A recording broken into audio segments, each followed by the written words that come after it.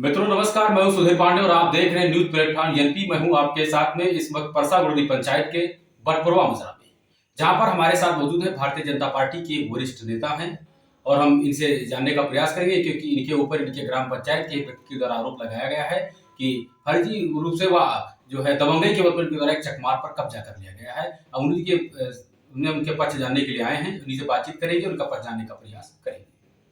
मदन तिवारी, पूर्व मंडल अध्यक्ष भाजपा, पूर्व विधानसभा प्रभारी कर्नलगंज, जिला अध्यक्ष जल प्रबंधन प्रकोष्ठ के जिला अध्यक्ष रह चुका हूं और इस समय सेक्टर प्रभारी हूं, शक्तिक्रिया प्रभारी भी हूं। हमें बड़े दुख के साथ आज कहना पड़ रहा है कि जिस योजना को आदरणीय प्रधानमंत्री जी एवं मुख्यमंत्री जी योगी आदित्यनाथ व नरेंद्र मोदी जी लेकर चल रहे, सबका साथ, सबका विकास, सबका विश्वास, उसी के साथ हम सभी कार्यकर्ता काम कर रहे हैं।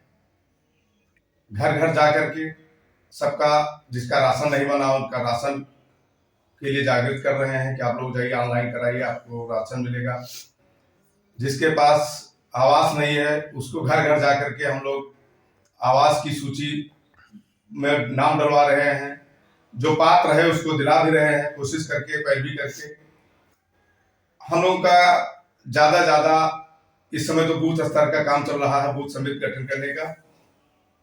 इसी बीच में कुछ समस्याएं आ गई। समस्याएं कुछ नहीं है, ये सब हम लोगों का परिवार है, मेरे गांव के ही नागरिक हैं। सभी लोगों को परिवार के जैसा हम लोग मानते हैं और मानते थे भी। उसमें से एक लड़का निकल गया, अब उसको भूल भटक जाते सभी लोग, उसी को मान रहे हैं कि वो भी भूला भटका है। हमारे आउट नंबर में उसका मकान बना है, हमारे खेत में ही उसका आवाजाही है, गांव के चारों तरफ हम ही लोगों का चक है, कभी किसी को रोका नहीं गया। एक बार आदरणीय मायावती जी की गवर्नमेंट आ गई, उसी में कुछ लोग छोटे लोगों को बरगला करके एक दो ठो हरजन एक लगवा दिए। इन लोगों की एक टीम है, एक हमारे गांव का लड़का है पूरन लाल गौतम, एक पवन नाम का पत्सा का है और एक रामचरण नाम है, रतन लाल शायद नाम है वहां हरसिंहपुर का। ये 3-4 उनके चैनल है और चैनल यहीं तक के नहीं है, इनके मंडल ब्लॉक स्तर से लेकर के जिला स्तर, जिले से प्रदेश स्तर तक इनका एक रैकेट चलता है। सीधे साधे लोगों को बहला फुसला करके सम्मानित व्यक्ति के ऊपर हरजन एक लगवाते हैं, फिर उनसे सरकार द्वारा, कानून के द्वारा ये अवैध वसूली करवाते हैं। कुछ पैसा उनको व्यक्ति को दे देते हैं, कुछ अपना लोग मोटरसाइकिल खरीद लेते हैं। इसी प्रकार इन लोगों का धंधा चलता है। इनके पास ना तो जमीन है विश्वा, जहां इनका मकान बना वो भी हम लोगों के आउट नंबर में है। ये अपना कोई कागज दिखा दें कि हमारे जिस गांव में रहते हैं उस गांव का कोई कागज दिखा दें। मैं अपने तरफ से कह रहा हूं कि मैं आपके मीडिया माध्यम से कह रहा हूं, जो कानून सजा देने को तैयार होगा मैं सजा दूंगा। अब स्वयं मैं इनको 2-4 बीघा जमीन अपना ट्रांसफर कर दूंगा। लेकिन इतना सब करते हुए उसके बावजूद हमारे घर में या हमारे दरवाजे से निकल रहे हैं, हमारे खेत में पूरा रास्ता लगाए हुए हैं, उसी में पढ़ते हैं कि यहाँ कोई कार्यक्रम होता है तो हम ही लोगों के दरवाजे पे होता है, सब कराते, परिवार जैसा मानते हैं। पता नहीं कैसे क्या इनको लालच आ गई कि लोगों के कहने पे जाकर के, हमने मीडिया माध्यम से देखा है, आदरणीय एडीएम साहब के वहां जाकर के इन्होंने धरना प्रदर्शन देने की झूठी खबरें फैलाई। झूठी खबरें कि हमारे यहाँ इंचार्ज साहब आए थे कल, तभी हमको मालूम पड़ा। उसमें एक एप्लीकेशन दिखाया, फिर हमने जिसका नाम उसमें लोग फर्जी दस्तखत और मुखर लगवाए थे उनको बुलाया गया। जैसे एक बदलू नाम का दस्तखत था, उन्होंने आए, फिर हमने भी कहीं नहीं दस्तखत किया है, हम तो कहीं गए ही नहीं। एक और नाम उसमें अर्जुन को, वो भी बोला कि हमने कहीं गया नहीं। मतलब जितनी औरतों का बोला सब नहीं करते, कोई कहीं किसी को मालूम ही नहीं था, हमको भी नहीं मालूम था, तो उनको क्या पता चला। फर्जी दस्तखत करवा करके फर्जी अधिकारियों को जो है दबाव बनाने के लिए कि मैं धरना करूंगा, ऐसे लाऊंगा, इसके कहने एक व्यक्ति नहीं है, ना कोई जाता ना आता है। ये खुद फर्जी इधर उधर घूम करके ना जाए पेट्रोल भर का पैसा को ले लेता है गरीबों से और वही राजनीति करता है। ये जो प्रकरण, मेन बात जो प्रकरण आया हमारे सामने रास्ते का लेकर के, उच्च अधिकारी चले, एक बार राजस्व टीम आई थी, 2005 में भी आई थी, 2017 में भी आई थी और 2022 मतलब 21 में भी आई। सबने नापा, तो नाप करके जो नाप होता है सब इनके घर के बगल गिरता है जाकर के।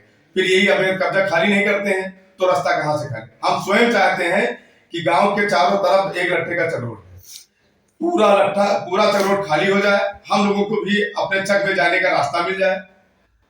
हम लोग कम से कम 500 मीटर घूम करके तो अपने चक में आते हैं।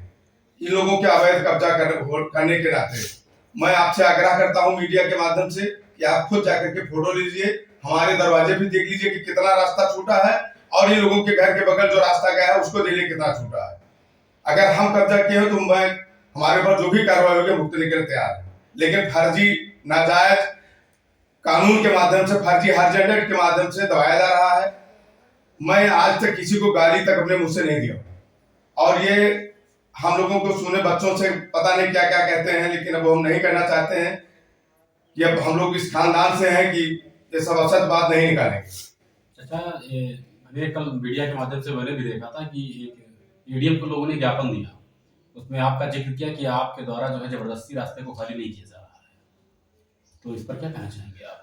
आप स्वयं आए हैं, देख लीजिए मेरा दरवाजे से लेकर के मेन रोड तक, नहर तक पूरा कितना कम से कम 10 लट्ठे का द्वारा पड़ा हुआ है। 1 बीघे में मेरा दरवाजा पड़ा है। कहीं अगर आपको कोई अवैध कब्जा एक मोटरसाइकिल तक खड़ी दिखाई पड़ जाए तो आप बता दें, स्वयं देख लीजिए। और इसके दरवाजे की तरफ देख लीजिए, जिस तरफ रास्ता गया लट्ठे का पूरा अवैध छगड़ी उस पे बांधे हैं, भैंस बांधे हैं, गाय बांधे हैं, पैरा धरे हैं, मड़ाहा धरे हैं, कॉलोनी बनाए हैं, सब अवैध कब्जा यही सब किया है। और हमारे चक में रास्ता मांग रहे हैं तो मैं चक में अपने रास्ता दे नहीं सकता। ऑलरेडी कोई लट्ठे का रास्ता अपने दरवाजे के सामने दे रखा है, उसी पे लोग आते जाते पूरा गांव आता है। ये चाह रहे हैं कि व्यक्तिगत इनके लिए हमारे दरवाजे जस्ट मुहारे के बगल से ही आए जाए, तो ऐसा संभव नहीं। अच्छा, आप क्या मांग कर रहे हैं?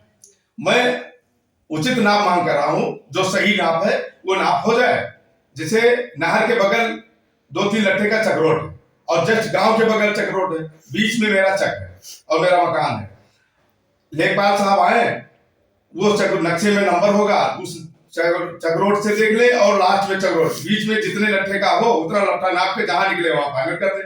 मैं कोई कब्जा नहीं करके आया हूं तो मैं खाली क्या करूंगा? कब्जा तो ये लोग किया, हम तो खुद मांग रहे हैं कि खाली। ये केवल दबाव एडीएम साहब थे इसलिए जा रहे हैं कि दबाव बने, कोई ये लोग हमको अफसर बात कहें तो हम जाकर के मुकदमा लिखा दें। यही बात है, मैं ये करना नहीं चाहता। मैं इनको कुछ नहीं कहूंगा, ये हमको गाली दें, कुछ भी कहेंगे, लेकिन मैं बोलूंगा नहीं, क्योंकि सरकार अपनी है, सबका साथ सबका विश्वास लेकर काम करना है। ये ना हो समाज में कि हाँ सवर्ण लोग जो है दलित को परेशान कर रहे हैं। दलित हमारे साथ है, पूरे गांव के लोग हमारे साथ है, पूरा उत्तर प्रदेश, पूरे भारत के लोग हम लोगों के पास आदरणीय मोदी जी के कार्यों से खुश होकर के सभी लोग 2022-19 में जिताए हैं, 2024 में उससे भारी मतों से जिताएंगे। और ये दलाल से और ये 2-4 लोग जो टीम है, ये से हमेशा लोग रहते हैं। अब राहुल गांधी जैसे जो है अनाप शनाप ये बोल रहे हैं, अब वही है कि मानहानि की तैयारी हम भी कर रहे हैं इनके खिलाफ कि गुंडा है। अरे गुंडा बदमाश किसको कहा जाता है? जिसको 10-20 मुकदमा हो, कुछ हो।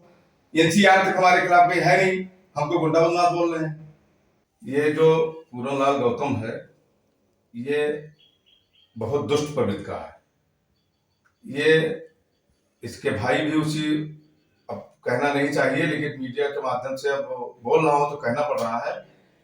ये अपने घर से दरवाजे से अगर इसके बगल कोई औरतें नहा रही हैं उसमें तो वीडियो बनाता है और वीडियो बनाकर फिर धमकी देता है कि अवैध संबंध बनाने के लिए, और अगर नहीं कोई राजी होता है तो उसको प्रताड़ित करता है। इस संबंध में जेल भी जा चुका है इसका भाई, जमानत में छूट कर आया है। आप पुलिस रिकॉर्ड में इसको देख सकते हैं, अभी 1 साल पहले। और इससे पहले मायावती जी के गवर्नमेंट में हमारे ही घर का जो है बगल का एक लड़का है, स्वर्गीय हो गए वो बेचारे, चंद्रशेखर थे, उन्हीं के लड़कियों को हर जगह लगवा करके फर्जी अवैध पैसा वसूल करके और उसी से मोटरसाइकिल खरीद कर जाता। तो इसका एक रैकेट बन गया है पूरा, इसकी ये धंधा बन गया है कि ब्राह्मणों को सताओ, सवर्ण को सताओ, फर्जी किसी को गरीब व्यक्ति को गुमराह करके फिर उससे आधा पैसा अपना ले लेता है, आधा उसको दिलाता है। मुझे तो सुनने में आया है कि आज वो बसपा गवर्नमेंट में रमेश गौतम जी के द्वारा, आदरणीय विधायक जी के द्वारा ये किसी ठेकेदार के ऊपर फर्जी मुकदमा कायम करा करके पैसा ऐड कर घूमता था, वही काम ये फिर करना चाहता है। तो आपके माध्यम से मैं अपने अधिकारियों से हाथ जोड़कर निवेदन करता हूं कि उचित कार्रवाई जांच करा करके और इसके खिलाफ करें, जो भी दोषी हो उसे कड़ी से कड़ी सजा मिले। और मैं ये वादा करता हूं कि अगर जो चक्रोड का विषय उन्होंने रखा है कि अवैध कब्जा कर रखे हैं, अगर ये साबित हो जाएगा, चारों तरफ चेक में अपने तो रास्ता नहीं दे सकता, लेकिन जो अब नपवा ले एसडीएम साहब के माध्यम से, तहसीलदार साहब के माध्यम से, लेखपाल के माध्यम से, अगर मेरे जमीन में निकलेगा तो मैं 2 हाथ आगे देने को तैयार हूं। लेकिन अब ये नहीं है कि गाली हमको दे रहे हैं, हमको मारने खेद रहे हैं, हमको गोली मारने के कह रहे हैं, ये सब एक पैसा सुनने के बादशाह। मैं कभी रेतु किसी को कहा नहीं, पूरे गांव में आकर के बात करें। मैं इस समय फंसा हुआ हूं, बूथ कमेटी के को गठन के पार्टी की तरफ से निर्देश है कि सभी बूथों पे 10-10 लोगों को बनाना है और आदरणीय मोदी जी की योजनाओं को घर घर जाकर बताना, मैं उसमें लगा हूं।